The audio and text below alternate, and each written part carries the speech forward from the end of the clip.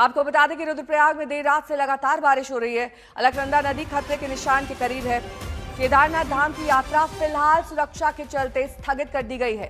बागेश्वर में लगातार बारिश जारी है। बागेश्वर में गोमती और सरयू दोनों नदियां प्रचंड उफान पर है। कोटद्वार और पहाड़ी क्षेत्रों में देर रात से लगातार बारिश जारी है।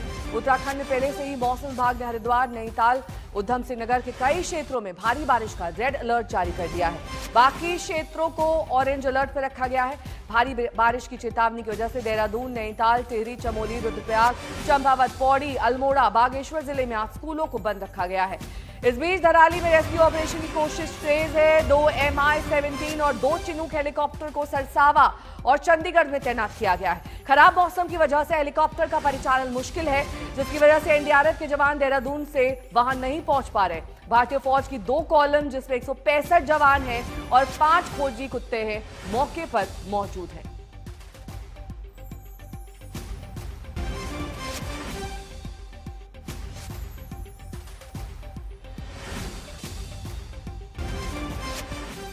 और इस बीच आपदा से जुड़े 10 अपडेट आपको बता देते हैं। अभी तक 4 की मौत की पुष्टि हुई है। 50 से ज्यादा लोग लापता बताए जा रहे हैं। कई लोग मलबे के अंदर दबे हो सकते हैं। एसडीआरएफ, एनडीआरएफ, आईटीबीपी और आर्मी का रेस्क्यू ऑपरेशन इस वक्त जारी है, लेकिन मुश्किलें तमाम है। सबसे बड़ी मुश्किल मौसम की है, क्योंकि लगातार बारिश हो रही है।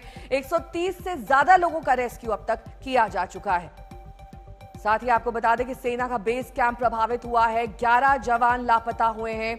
आईटीबीपी कैंप में 100 से ज्यादा पीड़ित शिफ्ट कर दिए गए हैं। इसके साथ ही खराब मौसम और बारिश के चलते रेस्क्यू ऑपरेशन में काफी दिक्कत आ रही है।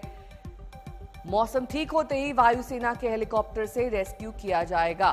हालांकि राहत और बचाव के लिए राज्य आपदा कोष से 20 करोड़ का फंड जारी कर दिया गया है। उत्तराखंड के कई जिलों में आज स्कूल कॉलेज बंद कर दिए गए हैं। जाहिर तौर पर इस आपदा के चलते पीएम, गृह मंत्री और रक्षा मंत्री लगातार इस पूरे मामले पर सीएम धामी से अपडेट भी ले रहे हैं। लेकिन धराली जाने के तमाम रास्ते लैंडस्लाइड का शिकार हो चुके हैं। आज तक की टीम धराली के रास्ते में है। खराब मौसम की वजह से हमारा संपर्क नहीं हो पा रहा है। कुछ देर पहले संवाददाता आशुतोष मिश्रा ने भाटवारी से ये रिपोर्ट भेजी। एक्सक्लूसिव रिपोर्ट आप देखिए।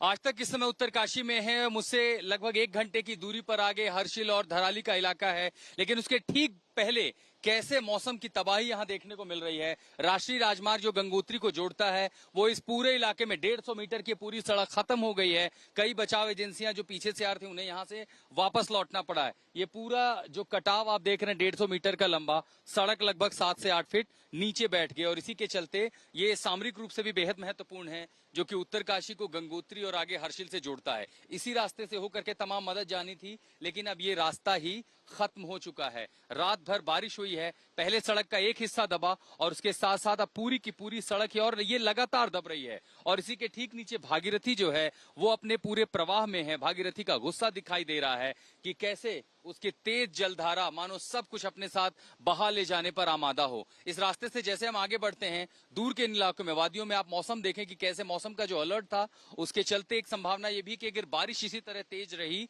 तो धराली में भी रेस्क्यू ऑपरेशन बहुत मुश्किल होगा। लेकिन उससे भी बड़ी चुनौती कैसे हॉस्टाइल हो गया मौसम, वो ये कि जो राष्ट्रीय राजमार्ग है वो भी पूरी तरह से ये धंस चुका है, नीचे जा चुका है, खत्म हो चुका है। ऊपर से जो भागीरथी है उसका प्रवाह बहुत तेज हो चुका है, और साथ के साथ साथ धराली के इलाकों में अगर वहां भी बरसात होती है तो मदद पहुंचाना मुश्किल होगा। कम्युनिकेशन की चुनौती है, बिजली की चुनौती है, और इन चुनौतियों से निपटते हुए जब आप इन इलाकों पर आएंगे तो देखेंगे कि यहाँ पर भी ये सड़क पूरी तरह से लगातार धंस रही है, जो अपने आप में मुश्किलों को खड़ा कर रही है। उत्तरकाशी में इस सबसे बड़ी आपदा में सबसे बड़े ऑपरेशन की कवरेज के लिए आज तक ग्राउंड जीरो पर है, उत्तरकाशी में है। भटवाड़ी से जैसे हम आगे जा रहे हैं, आगे जाने के बाद ये रास्ता दरअसल यहीं पर खत्म हो चुका है। कोशिश की जाएगी कि दरअसल बड़ी मशीनों के जरिए यहां से पहाड़ को काट करके रास्ता बनाया जाए, ताकि जो राहत बचाव कार्य की एजेंसियां हैं, मदद है, वो समय पर पहुंच सके, ज्यादा से ज्यादा लोगों को वहां बचाया जा सके, राहत बचाव कार्य का ये जो मिशन है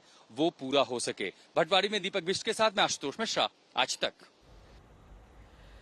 जितेंद्र बहादुर सिंह मेरे सहयोगी इस वक्त तमाम जानकारी के साथ जुड़ गए हैं। जितेंद्र, जाहिर तौर पर गृह मंत्री अमित शाह से लेकर प्रधानमंत्री सबकी नजर इस आपदा पर बनी हुई है। तमाम अपडेट्स लिए जा रहे हैं किस तरीके से वहां पर राहत और बचाव का काम चल रहा है, लेकिन एसडीआरएफ और एनडीआरएफ की टीमें वहां तक पहुंचने में काफी ज्यादा मुश्किलों का सामना कर रही हैं। किस तरीके से दिल्ली से मॉनिटरिंग हो रही है, समझाइए। देखिए नेहा, दिल्ली में जो कंट्रोल रूम बनाया गया है केंद्रीय गृह मंत्रालय का, वहां से जो राज्य सरकार का कंट्रोल रूम है, लगातार सारी एजेंसियां संपर्क में है। सबसे बड़ी दिक्कत इस वक्त ये आ रही है कि मैंने देखा कि जो ऋषिकेश है वहां से ही बारिश इन तमाम इलाकों में इतनी ज्यादा हो रही कि सड़कें जो हैं जगह जगह पर टूट गई हैं। कहीं पर 150 मीटर तो कहीं 200 मीटर इस तरीके से सड़कें टूटी हुई हैं। तो जो आईटीबीपी और इसके साथ साथ जो एनडीआरएफ की टीमें निचले स्तर से ऊपर की तरफ वहां हरसिल की तरफ या फिर धराली की ओर जा रही हैं, उनको दिक्कतों का सामना करना पड़ रहा है। और जो उनके पास साजो सामान और इक्विपमेंट है जिससे कि उस इलाके में जो रेस्क्यू और रिलीफ ऑपरेशन चलाया जा सके, वो सामान पहुंचने में काफी दिक्कत हो रही। इन्हीं तमाम चीजों को लेकर के जो एनडीआरएफ के सीनियर अधिकारी हैं वो कंट्रोल रूम में इस वक्त मौजूद हैं और जो ऑपरेशंस का काम देखते हैं वो कोशिश ये कर रहे हैं कि अगर मौसम ठीक होता है तो देहरादून से जो सॉर्टीज जानी है, यानी कि वहां तक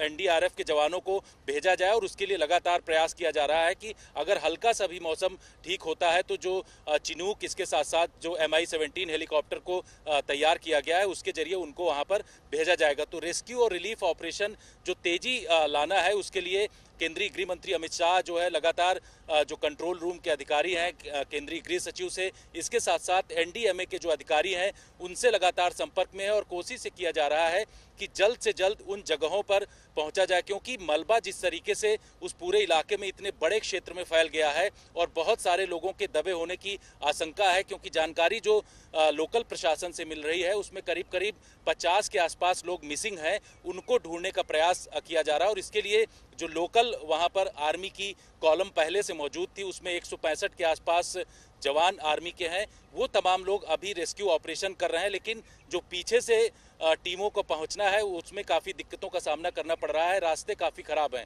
तो इस तरीके की कोशिश किया जा रहा है कि जैसे ही मौसम सही होगा, चिनूक के जरिए बहुत सारी संख्या में जवानों को और इसके साथ साथ इक्विपमेंट को वहां पर भेजा जाए, जिससे कि ऑपरेशन और जो वहां पर रेस्क्यू करने का जो पूरा काम है उसको बेहतर तरीके से किया जा सके। ठीक है, बने रहिए हमारे साथ। इस बीच इस तबाही से जुड़े अपडेट आपको दिखा देते हैं। तबाही के डर से अब कई लोग इलाका छोड़कर जा चुके हैं। कल उत्तरकाशी में 2 जगह बादल फटने की घटनाएं हुई। धराली और सुक्खी टॉप में बादल फटने की घटना हुई। कल दोपहर तकरीबन 1:45 ये बादल फटने की घटना हुई और उससे खीर गंगा नदी में अचानक उफान आ गया। उफान से धराली में कई घर और होटल और रिजॉर्ट बह गए हैं, ये बताया जा रहा है और तस्वीरों में भी ये साफ हो रहा है। इसके अलावा तिनके की तरह कई कारें बहती हुई नजर आई। कई लोग जो वहां से भागने की कोशिश कर रहे थे वो अपनी जान नहीं बचा पाए। हादसे के वक्त धराली में करीब 200 से ज्यादा लोग मौजूद थे पानी की चपेट में। हर्षिल का आर्मी कैंप और वहां का हेलीपैड भी बताया जा रहा है। नदी किनारे बना हेलीपैड भी तबाह हुआ है। बादल फटा तो सिर्फ 4 किलोमीटर दूरी पर ये आर्मी कैंप स्थित था और 10 मिनट में रेस्क्यू को पहुंचे 150 जवान। तुरंत 20 लोगों को बचा लिया गया। इसके अलावा 130 लोगों को अब तक बचाया जा चुका है। गंगोत्री के रास्ते का मुख्य पड़ाव है धराली। धराली में कई होटल, रेस्टोरेंट और होम स्टे स्थित हैं और यहां पर कई पर्यटक भी पहुंचते हैं। हादसे वाली जगह पर पहुंच रहे हमारे कई संवाददाता, रास्ते में कई घर मिले, वहां पर ताला लगा हुआ था। आशुतोष मिश्रा की रिपोर्ट देखिए।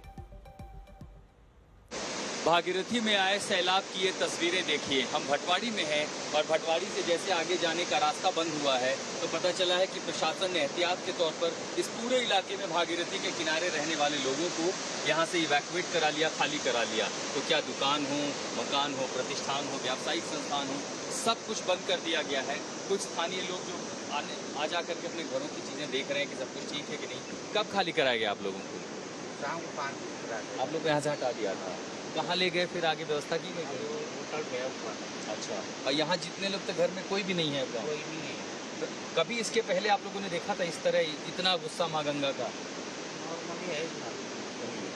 लेकिन धराली के बाद जो हुआ ऊपर लेक फॉर्मेशन, कभी लगा था कि 2013 में एक बार केदारनाथ था, उसके बाद ऐसी तस्वीर आप लोगों ने नहीं देखा था? तो बच्चे कहाँ, परिवार के लोग सारे ऊपर हैं होटल में सारे। ये बताया है कि कब तक कैसी स्थिति रहेगी? अभी कोई नहीं बताया। आपको एक बार तस्वीरें दिखाते हैं। हम भटवाड़ी के उस गांव में हैं, एकदम भागीरथी का किनारा है। यहाँ पर एक स्कूल और बाकी बिल्डिंग है खंड विकास अधिकारी का, वो बंद हो चुका है। जैसे इस पैसेज में जाते हैं गांव में दोनों तरफ मकान हैं, इन मकानों को भी बंद कर दिया गया है। वो इसलिए क्योंकि लोगों को कहा गया कि यहाँ से आप हट जाए, खतरा हो सकता है। और चूंकि भागीरथी की धारा जो है करीब है, और अगर जहाँ पर लेक फॉर्मेशन है वो पानी अपने साथ आता है तो चपेट में सब कुछ ले जाएगा। तो जो भी लोग हैं वो अपना घर छोड़कर जा चुके हैं, घरों पर इस समय ताले हैं, सबको सुरक्षित इलाकों तक ले जाया गया है। वो इसलिए कि जान माल का नुकसान न हो। एक बहुत बड़ी चुनौती है न सिर्फ धराली में राहत बचाव कार्य सुनिश्चित करना, ये भी सुनिश्चित करना कि आपदा का जो मैग्नीट्यूड है, जो स्केल है, वो और बड़ा न होने पाए। भटवाड़ी उत्तरकाशी में कैमरामैन दीपक बिष्ट के साथ में आशुतोष मिश्रा, आज तक।